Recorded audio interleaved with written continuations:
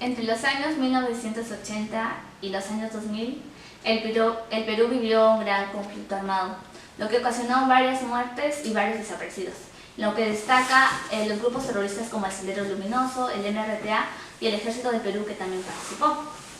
Aquí me encuentro con una pareja de esposos quienes nos van a estar contando las experiencias que vivieron. Bienvenidos, mucho gusto y ante todo gracias por haber aceptado esta entrevista. Me encuentro con el señor Rómulo Rojas Torres. ¿Usted es natal de? Soy natural de Cajamarca, de la provincia de Cajabamba. Nací en el mes de septiembre del año 55. Me vine a partir del año 75, vivo en Lima. Y bueno, desde ahí ya estoy hasta ahora en Lima, no alojado.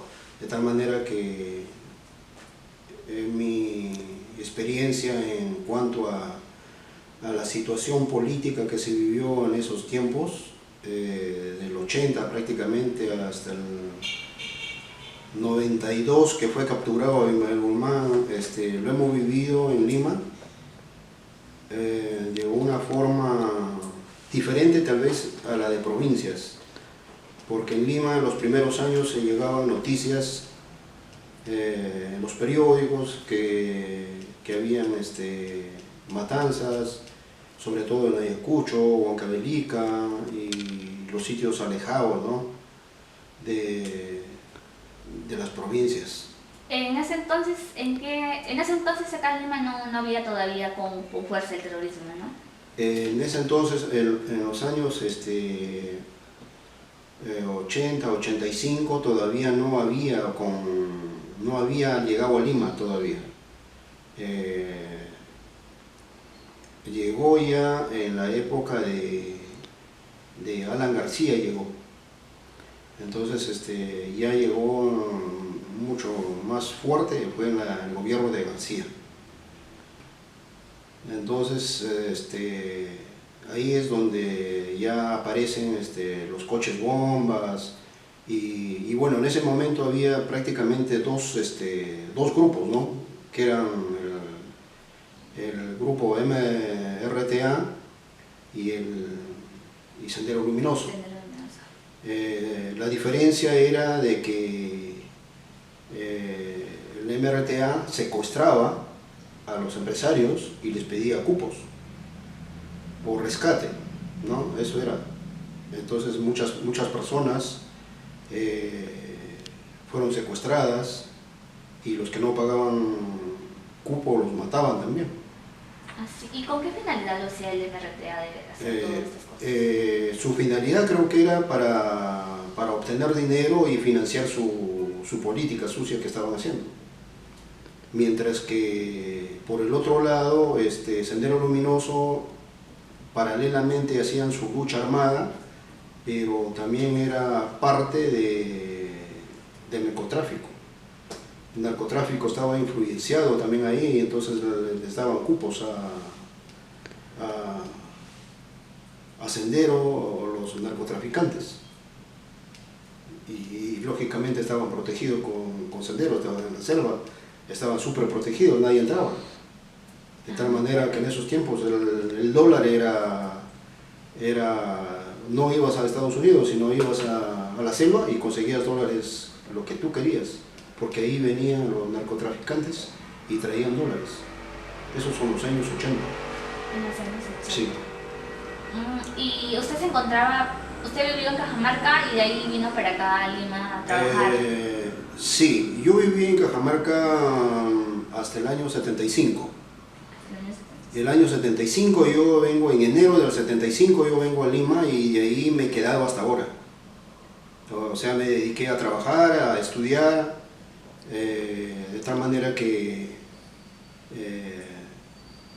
yo gran parte del terrorismo lo viví en Lima. Lo viví en Lima. Claro, me dice que primero se dio en fuerza en Ayacucho y luego vino acá en Lima. ¿Qué edad tenía cuando ya se dio con gran fuerza acá en Lima? Sí, yo tenía en ese tiempo entre 38 o 40 años aproximadamente, no recuerdo bien, no, o sea, no recuerdo, exactamente no recuerdo cuándo los coches bombas empezaron, ¿no? Pero para mayor información, usted vaya a la información de los periódicos. Claro. Cuando empezó los coches bomba en Lima, ¿no? Pero yo ahorita, como ya verás, la mente es frágil, uno se olvida. Pero ese es el caso, que ya en Lima apareció la época del señor García. Cuando estaba de gobierno García, empezó ya con los coches bombas y también empezaron con más fuerza ya el terrorismo a matar, ¿no? Porque las autoridades, a los alcaldes, a los prefectos, subprefectos, entonces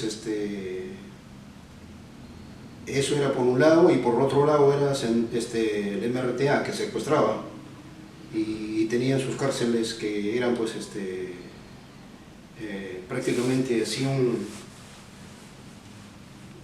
metro, y ahí te ponían paradito ahí para que ese era su castigo para los secuestrados, no podían hacer nada.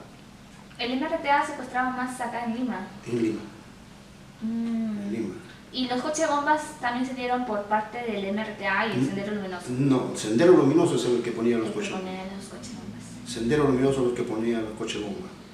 Inclusive del secuestro del MRTA, ¿sabes quién es uno de ellos? El de Canal 5, los Delgado Parker. El otro, por ejemplo, es ¿cómo se llama este señor? Iraoka, los dueños de Iraoka. No sé si ya habrá fallecido el señor. Eso también fue secuestrado y tuvo que pagar rescate, pero eso fue por el MRTA. Después, en la época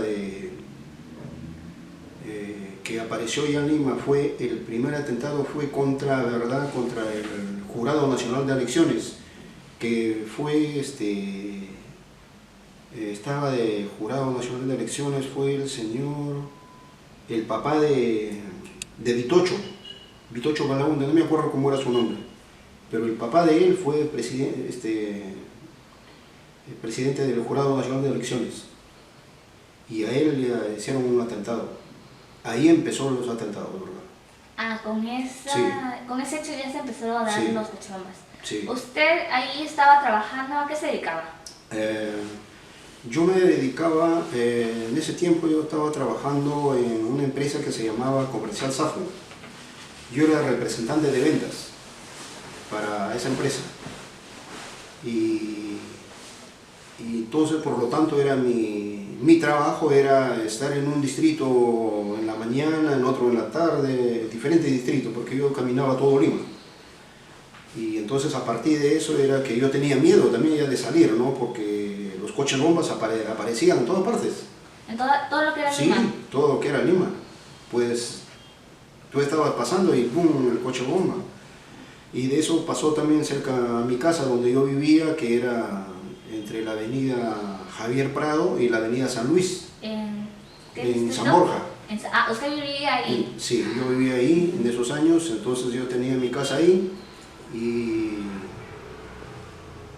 el coche bomba se dio, actualmente es el Museo de la Nación, pero en ese tiempo era Ministerio de Pesquería, así se llamaba en ese tiempo. Entonces le pusieron un coche bomba y que al explotar habían puesto tal cantidad de explosión, creo que era anfo, pólvora, no sé qué cosa era, pues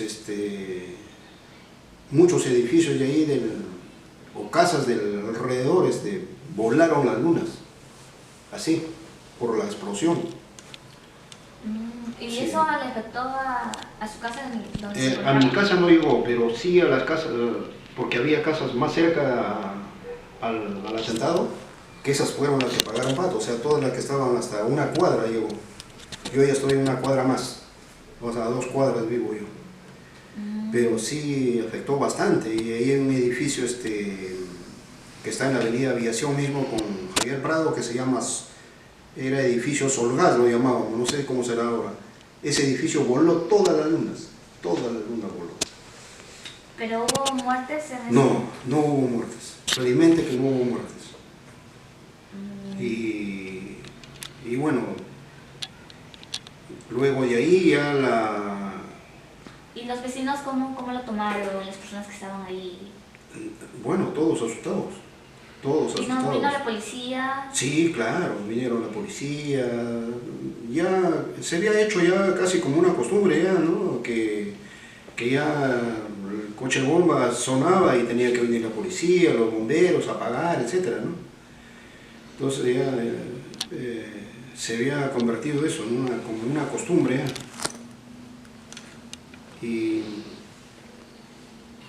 Y luego ya tenemos que afecta también a las empresas, ¿no? Porque las empresarios que tenían empresas también son chantajeados por el terrorismo, los amenazan, hasta mueren, porque ahí un empresario que eran de Zárate, por ejemplo, tenían que pagar su cupo al terrorismo, y si no, eran los atentados. Y así mi jefe, donde yo trabajaba, también tuvo que irse del país porque también fue chantajeado. También fue chantajeado, su jefe del trabajo. Sí, también fue chantajeado. Y entonces la gente, sus amigos que estaban ahí, estaban muy asustados, ¿no? La economía me imagino que habrá bajado también bastante. Sí, la economía bajaba, claro que bajaba, porque ya no había tanto dinamismo en la economía, porque también ya la gente tenía miedo de salir a comprar, todo eso, ¿no? Ya no había. O 2 soles.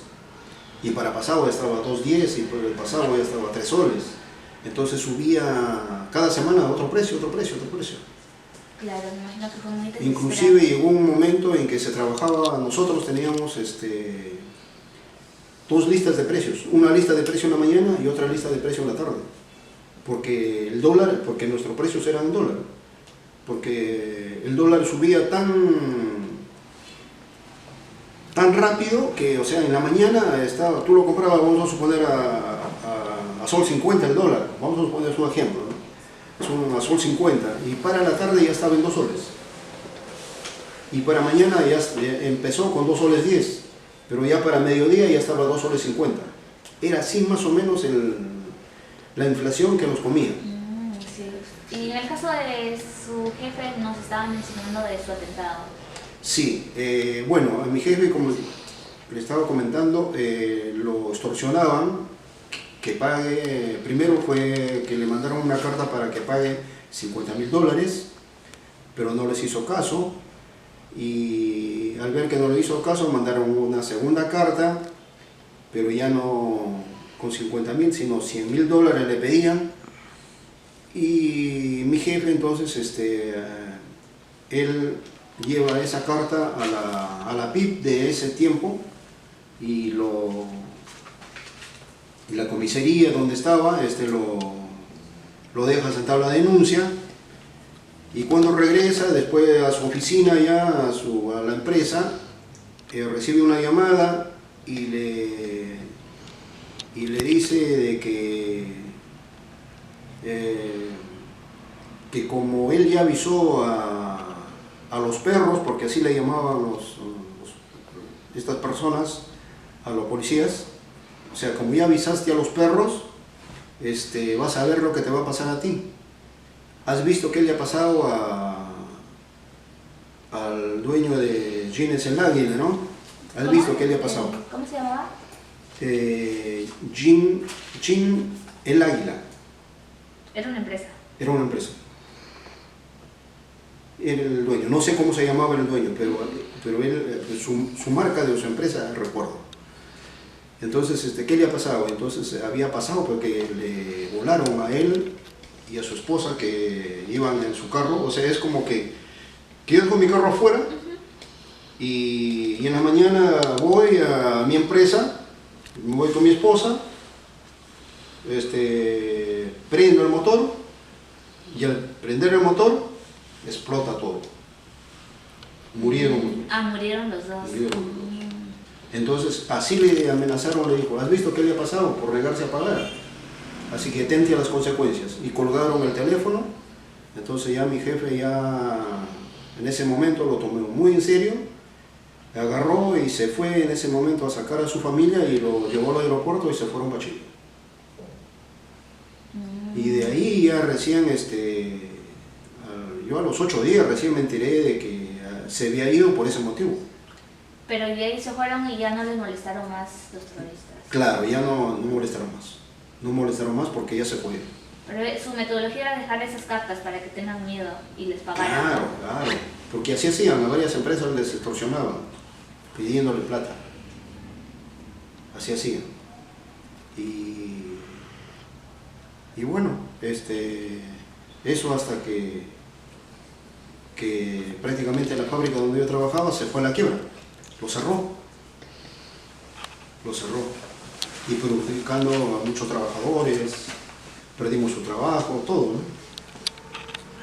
Muchas gracias, señor Raúl. Ahora vamos a empezar con su esposa, la señora Valentina Arias Huerta. Usted es natal de ¿qué Ancash. representa? De Ancash. Sí. Usted también nos contaba que también ha tenido experiencia similar. Cuéntenos, ¿cómo vivió el terrorismo usted en el día a día? ¿Cómo afectó su vida cotidiana de sus familiares? ¿Tiene alguna experiencia? Sí, más o menos, yo cuando tenía 13 años. 13 años. Sí, porque a veces venía al pueblo, yo soy de un pueblito En Ancash, chiquito, ¿no? en Ancash, venía y hacía grupos. Fue un día que yo tenía más o menos 13 años y en la tarde vinieron, o sea, entre las 2, 3 de la tarde, un grupo así armados y uno pues tenía miedo, ¿no? Y llegaron ya todos a reunirse a Plaza de Armas y a la plaza nos reunían todos. Ah, Entonces ya- esas personas que venían emboscados, con armas. Claro, con armas, o sea, uno tenía tanto miedo y ya pues uno obedecía a ellos. Ah, venía y les decía, vayan. Sí, reúnanse todos a la Plaza de Armas. Y ahí ya nos separaban los jóvenes aparte y los mayores aparte. Ah, los separaron. Nos separaban. Y ahí nomás, o sea que es la única vez que yo viví eso. Y en eso y había uno que vigilaba del mirador y donde se ve pues o sea, cuando viene de la costa los carros, o sea, la carretera, en la quebrada, y ahí divisaba. Y entonces ahí ya es que venían los policías. Y entonces ya pasaba la voz, decía, ahí vienen los perros. Y perros decían Y los perros le policías. llamaban a los policías. A los policías. Y hacía unos disparos al aire y ya, todos vayan a su casa y acá no pasó nada. Ustedes no dicen nada, no hablan nada. Y así se iban. ¿Y usted con qué finalidad cree que los separaron?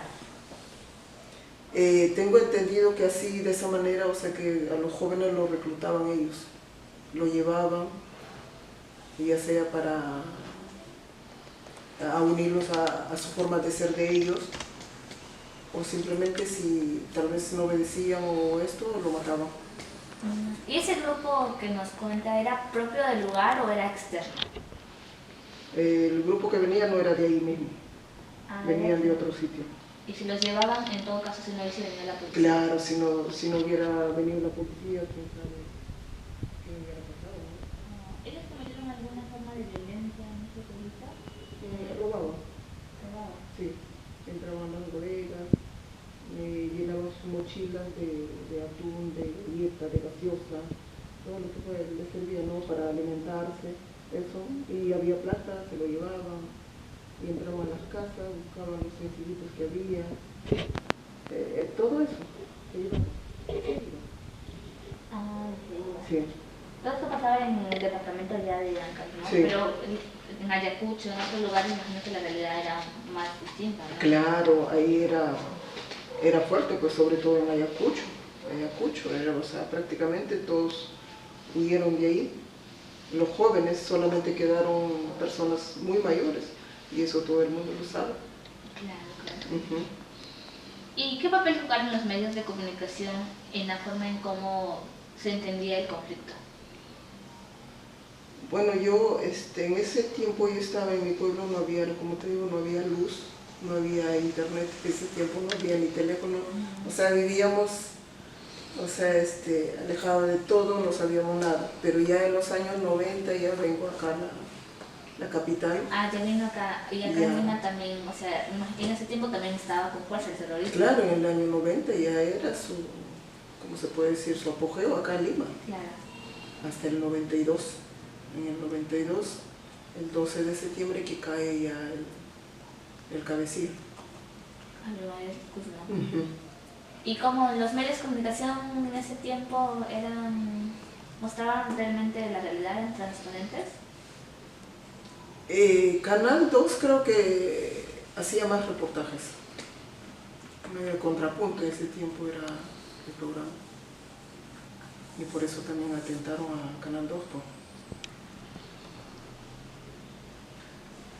Sí. ¿Tiene alguna otra experiencia que hayan tenido violación de derechos humanos, tanto por el grupo terrorista como por el Estado? No que yo haya vivido así de cerca, no. Pero sí por medios de información es así que sí ha habido eso, ¿no?